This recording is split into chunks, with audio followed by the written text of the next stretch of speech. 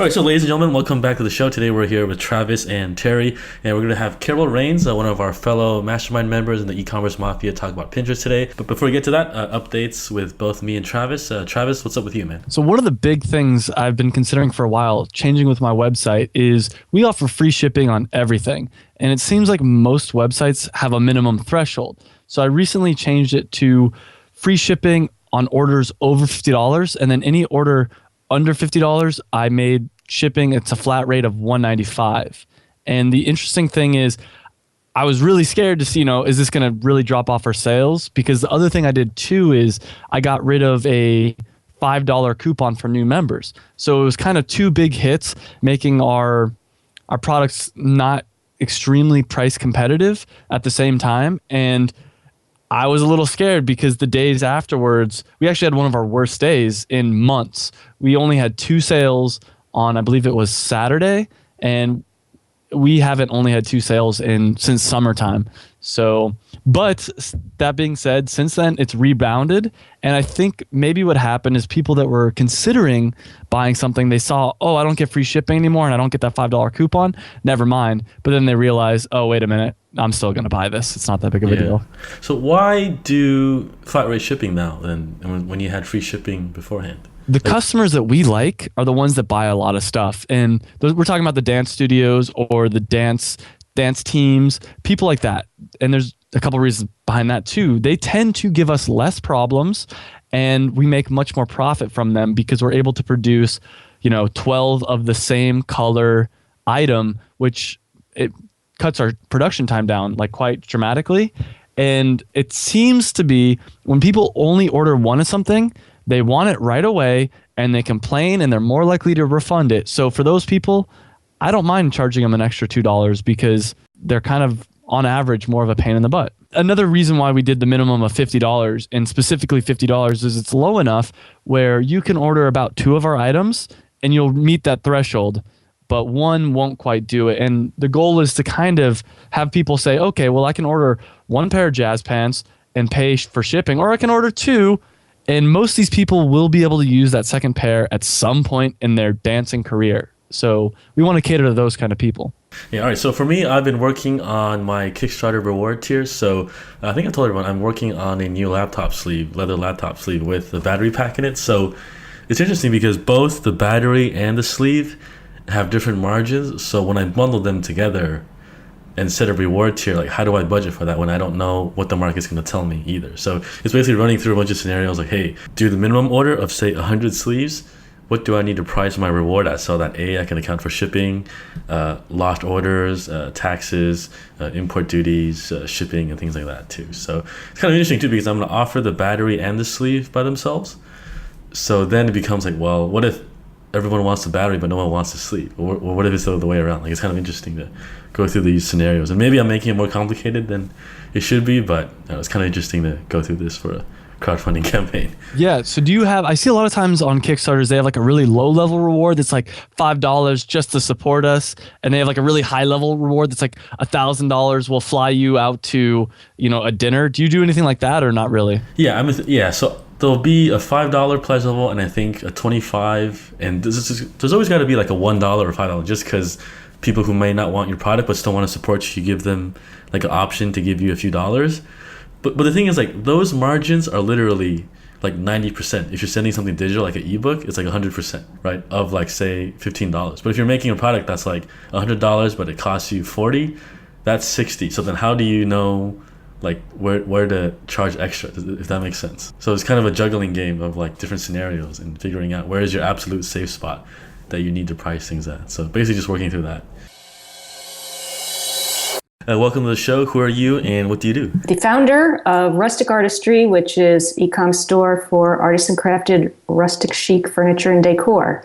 And I've been doing this for about 1.5 years now. Came from a background as a chef before that and in pharmaceutical advertising before that. So I've been doing rustic artistry for about 1.5 years. I also started another online store, Emu Bliss, which is currently selling on Amazon, and I'll be starting my own website on that shortly. Cool. So in terms of rustic artistry, what are the main products that you sell? I have partnered with a couple dozen different artisans and craftsmen around the United States who all create furniture or home accessories that would be fitting in a cabin or a lodge or a Western ranch. And they're all individually handcrafted one at a time. Each one is completely customizable. So nothing is off the shelf. It's all handmade, generally upon order. And if people want a different size or color or shape or finish, then I work with them and the artisan to make that happen. Gotcha. Cool. And so I understand Pinterest is a kind of main way you drive traffic to your store. So on a very high level, like what do you do on Pinterest and how does it drive traffic and sales to your store? Well, I use Pinterest to really get brand awareness for rustic artistry and to get my name out there so that more people are familiar with it. And the way I do that is by curating boards that have photos that really appeal to a lot of people and are very, very shareable. I put my emphasis on Pinterest in really great looking pictures, as opposed to some businesses tend to just put up photos of their products, just very dull product shots. And that's not really a good use of Pinterest. It's okay to sort of slip those in every once in a while, but that's not what's going to get you followed and shared and repinned and go viral on Pinterest. They really need to be lifestyle pictures.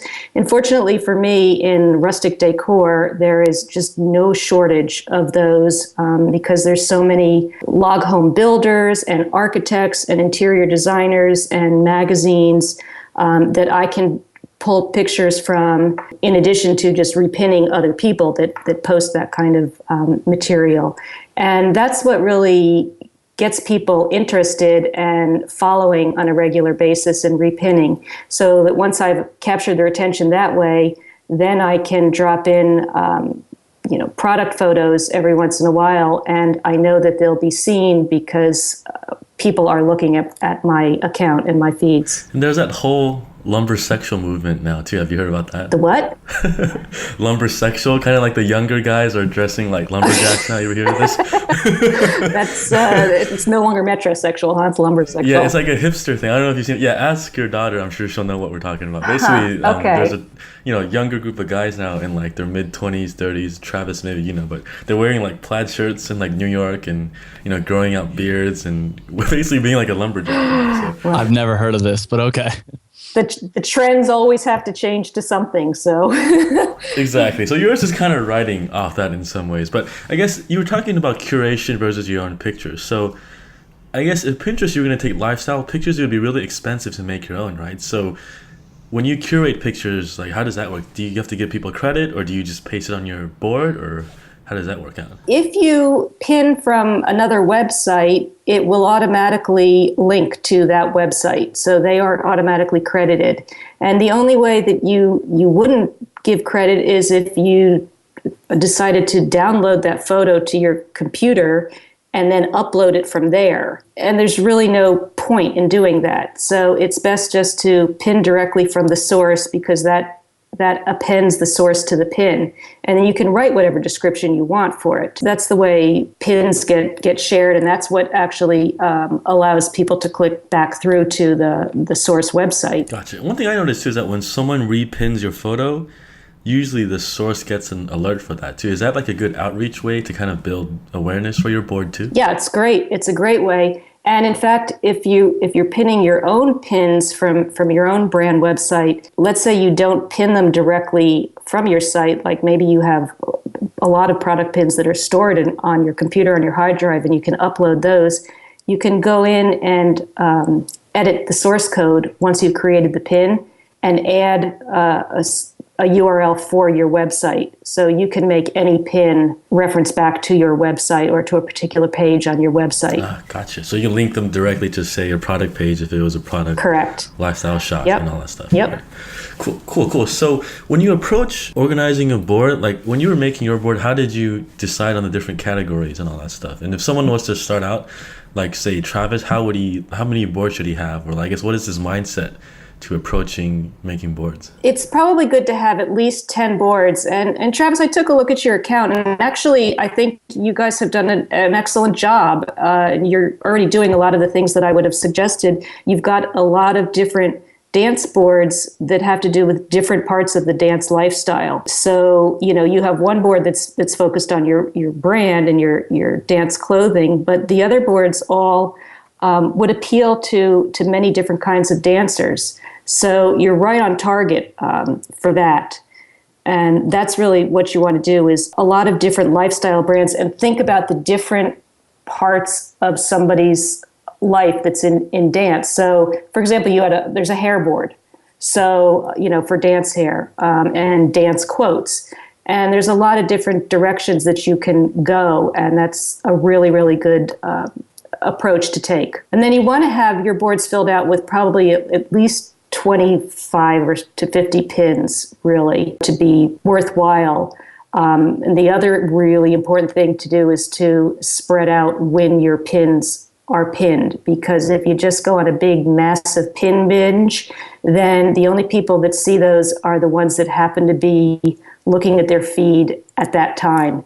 And then they, kind of will go into oblivion. Slow and steady is the rule with Pinterest. Gotcha. So about 10 categories and maybe 20 to 30 photos each. So you're looking at, if you're starting out, I guess find 300 photos and then pin 2 per day, 4 per day, or...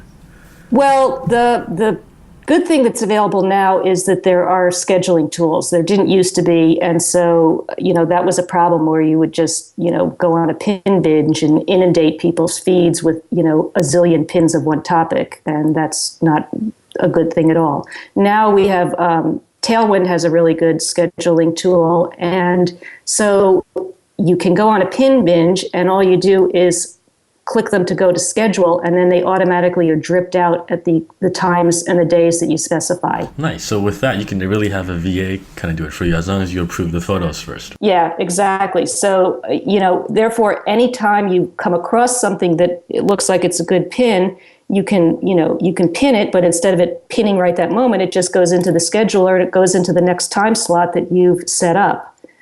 And you can set those time slots up based on the analytics that Tailwind supplies of when your pins are the most viral, when they get the most repins and the most engagement. Gotcha. So when you go about sourcing photos for lifestyle boards, are you doing that, or is a VA doing that? And if a VA is doing that, how do you ensure the quality is kind of up to par for what you're looking for? I don't have any VAs, so it's just, that's on my to-do list, but it's just me right now. And so I just look for things that appeal to me and that I think will look good on Pinterest, because if something is too wide, if it's wide but not tall, it doesn't lend itself to Pinterest. Pinterest is a tall, narrow platform as far as the best pictures.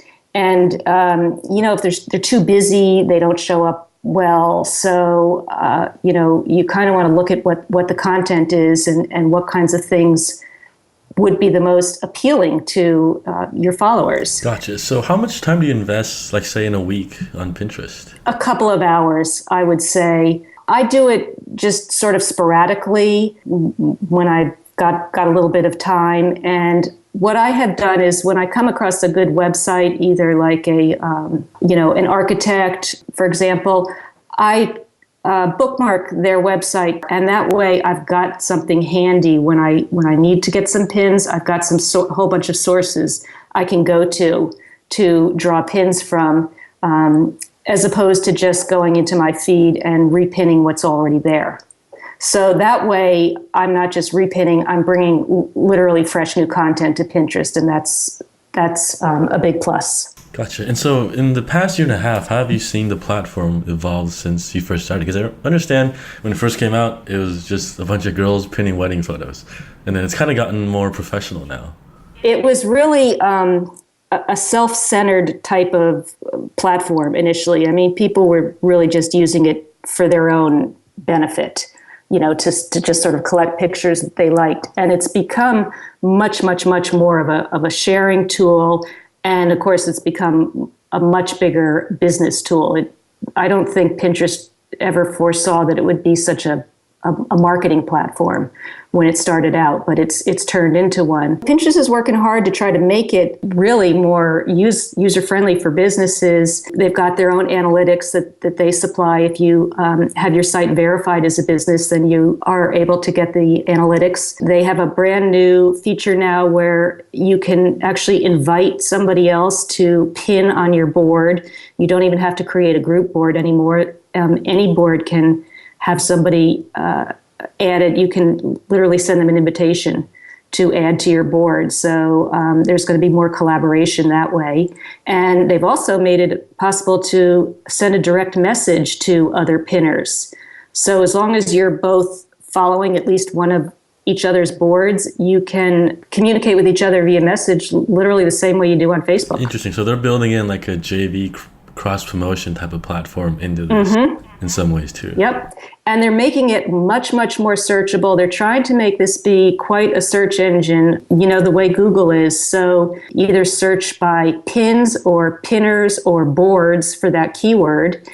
And then they also will give you a whole lot of categories that are related to it. Take a look at all those categories, and you can actually follow those categories. So, for example, now instead of just following individual pinners and seeing that in my feed, I also see Western decor, and that's just what the pinner is listed as. It's just and it's combined pins that Pinterest actually curates, I guess, based on content and keywords of the pins. It's interesting if you look at Google Image, it's like a very practical image search, but there's no quality filters to that, where I guess Pinterest, the images by default are of more context in some ways too. And when you create a board, you assign it to a category, so that helps Pinterest. It's becoming more and more important to use keywords in your pin descriptions, especially in pin descriptions for your own products, because they will show up in search.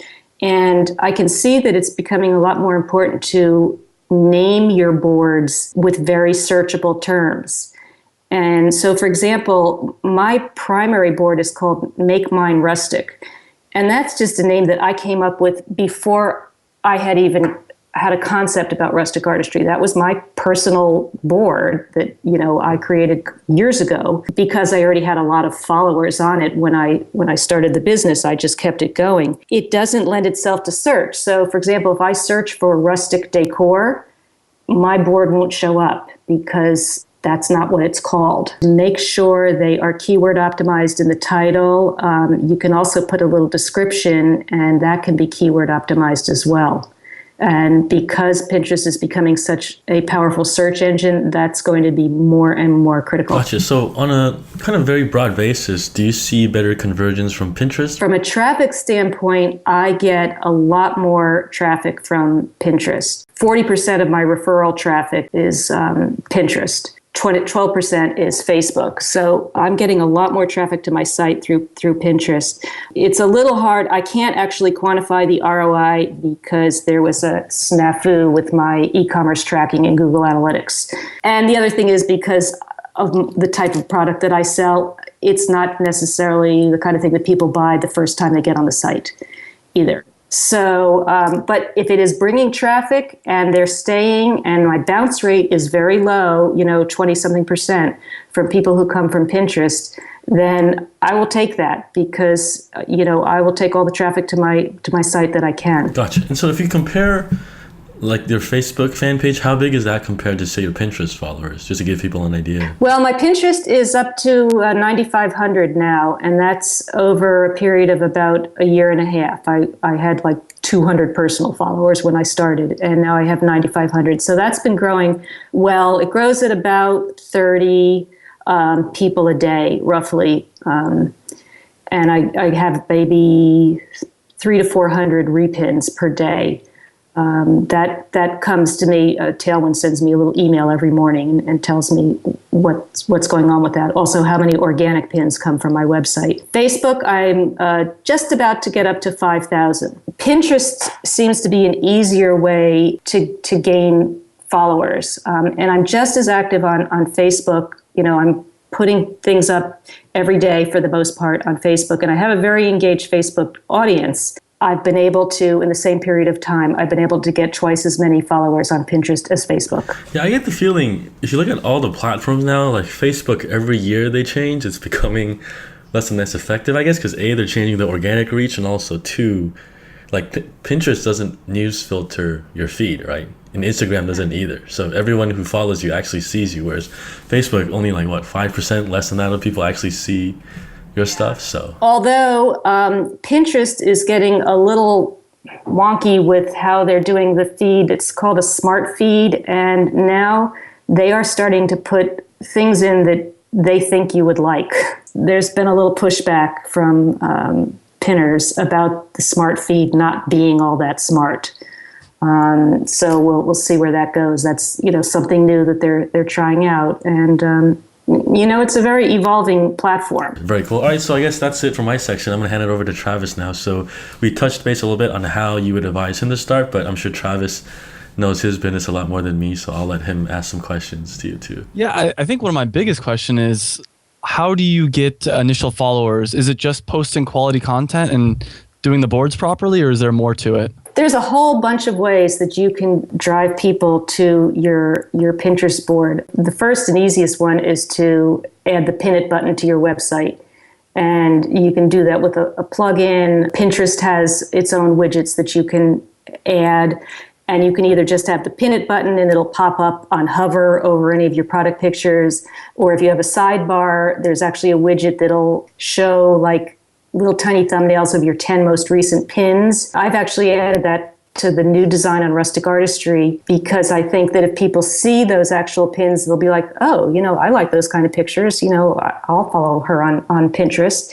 So you definitely want to get it on your website. I also promote it over onto my Facebook page. So I will, for example, use PicMonkey and create a collage, a horizontal, Facebook optimized size collage of a few different pins, remind people that, if they like the stuff I'm posting on Facebook, that, they should check out the Pinterest boards, because there's even more photos on there. So I run a post like that every once in a while on Facebook. You can also put a tab on Facebook that links to your Pinterest account. So that's another easy and free way to do it. Another thing that I do is I have email signature that's created in WiseStamp. So it's got my brand logo, and then it has both the Facebook and the Pinterest icons, and those both link to my accounts. On any promotional emails that I send out, there's lots of ways of getting your existing customers to know that you've got a Pinterest board. Pinterest boards, and that it might be something that they want to follow. Another question that's a little off topic, but I created a new image that I want to put on Pinterest, and it's basically my product, and then underneath, to make it really long, is like all our color swatches. And is there any benefit to putting it on my website, or can I just upload it straight to Pinterest and then include the link back to that product page? Option 2, just go ahead and do that, because as soon as you pin it, as soon as you click pin it, it'll pop up a little thing that says see it now. And if you click that, it'll open up the whole editable format for the pin, and you can just go right into where it says source, paste your URL in there for wherever you want it to go to. In your emails, do you ask people, like, have you sent out emails specifically saying, hey, by the way, don't forget to follow us on Pinterest, or do you avoid that? When I'm sending personal emails to customers, like if I'm, maybe I've just finished a sale with somebody, I will say, by the way, if you're not following on Facebook and Pinterest, here are the links. Another thing that I'd like to pass on that's been super, super effective for me is to generate email signups off of Pinterest. And it has been one of my best sources of getting emails. I created a pin, 4 different images, a long, tall pin with 4 images, and then a center image that was a call to action to sign up. Or it was like for a lead magnet, right, for something on how to decorate with cowhide. I've gotten several hundred email signups from that, and that pin has gone so viral, and it just continues to get repinned all over the place. So it's been really a fantastic resource for getting email signups, and they're so easy to make in PicMonkey. You could probably do it in Canva as well, and just put in a call to action to get on the list to receive whatever your newsletter. So did you offer them just to be part of an email newsletter, or did you say like here's an ebook? What was... I had written basically like a blog post about decorating with cowhide. So that's what I ordered. I mean, that's what I offered was, how to decorate with cowhide, even if, you don't live on a ranch. And that's what people were signing up to get. Mine was really very, very minor. It was just a short little article with a lot of photos in it. That's cool. I'm going to try that out. And have you tried out the paid pins feature? So, yeah, I'm in the paid pins. I guess it's still in beta because I was looking on the Pinterest business website, and they're just still taking signups. I've had it. I've tried it. I'm not thrilled yet. And the reason is that I'm not getting very good traction from my pins on that. I get better repins and clicks from the same pins organically on my boards than I have with Pinterest trying to optimize who they're showing it to. And maybe that's because you have to select keywords, and I guess they're only showing it to people who are doing those particular searches.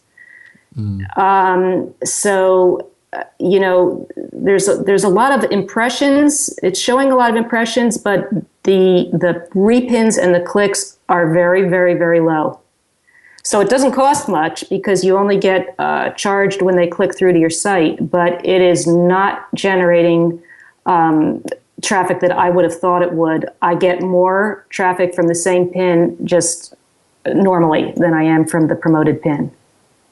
That's interesting. And what's about the price per click on that? Roughly been about 70 to 80 cents a click. Yeah, it's not too bad. And, I didn't put in a lot of money on it. You can do a daily budget. I didn't, want to start out with too much. So, that might be part of the issue, but I'm just still surprised that the repins are so low. Even if I'm not getting clicks, I would expect to get repins because these are pins that I know always generate a lot of repins. And the repins are free, right? You only get charged for the click? Yes. And what about share boards? Like, I don't know the technical term, but I've seen where you can invite like people to post pictures on one of your boards. Have you used those? It's called a group. Yes, it's called a group board. I have one of those, and I also participate in some of them. And they are great because, especially if you are a contributor to one, because they usually have a lot of followers. So now your name as the pinner is out in front of a lot more people.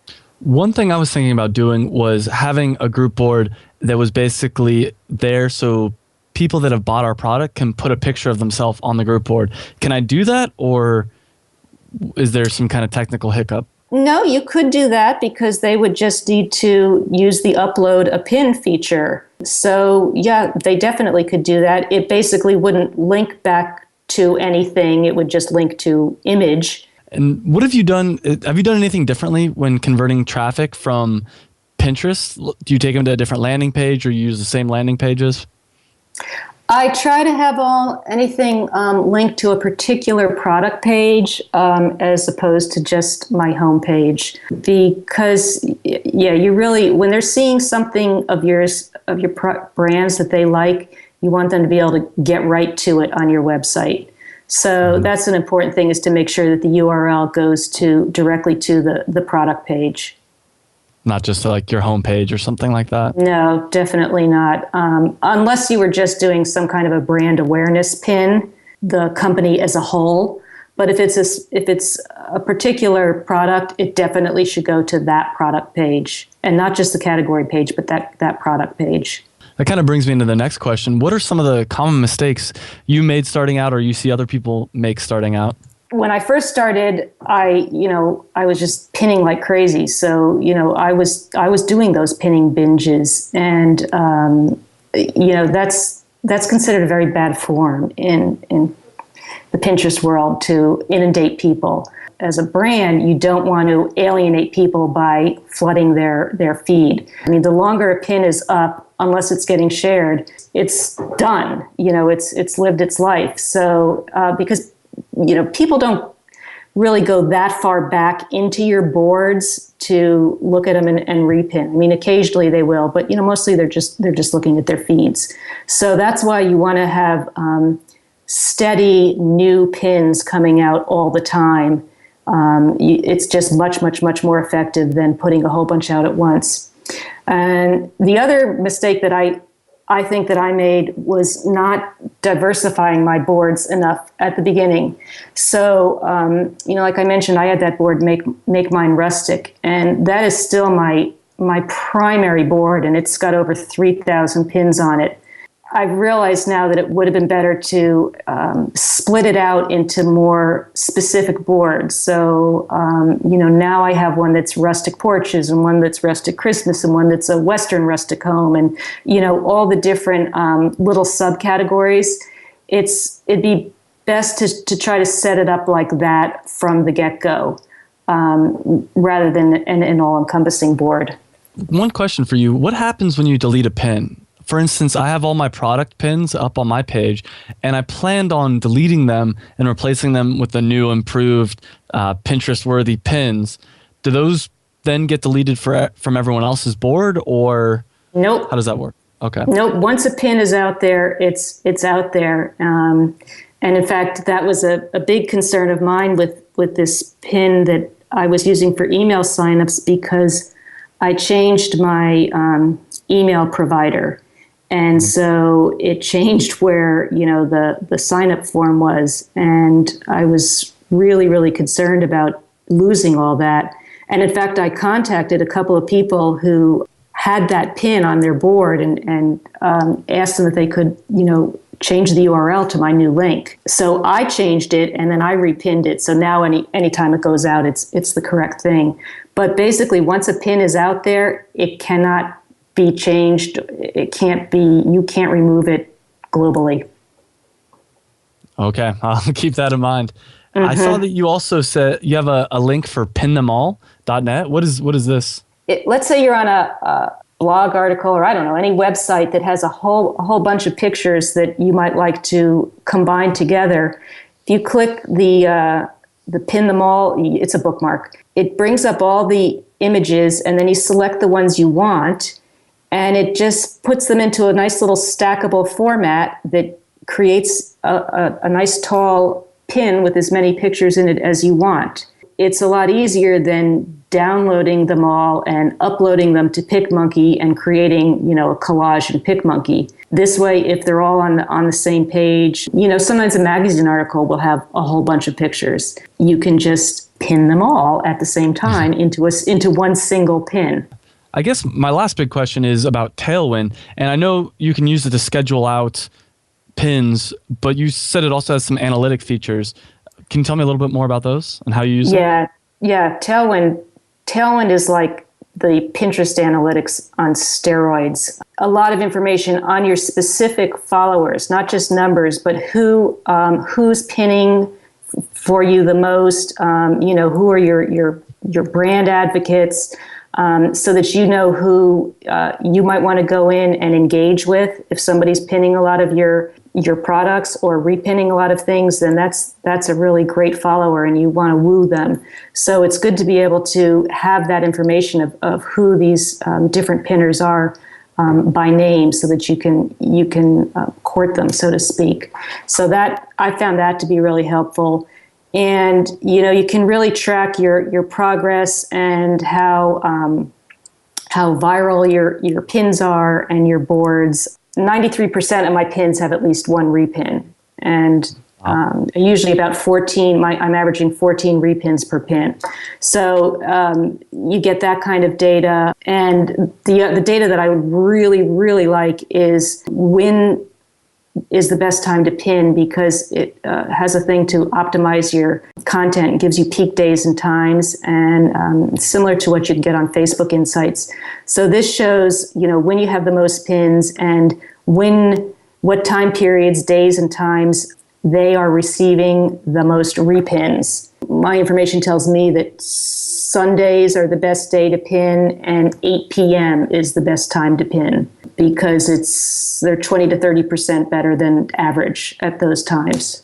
And as far as getting followers, I know on Twitter, a lot of people use the tactic of follow 2,000 people, whoever follows you back, keep them, and then delete the rest, and then do the same kind of process over again.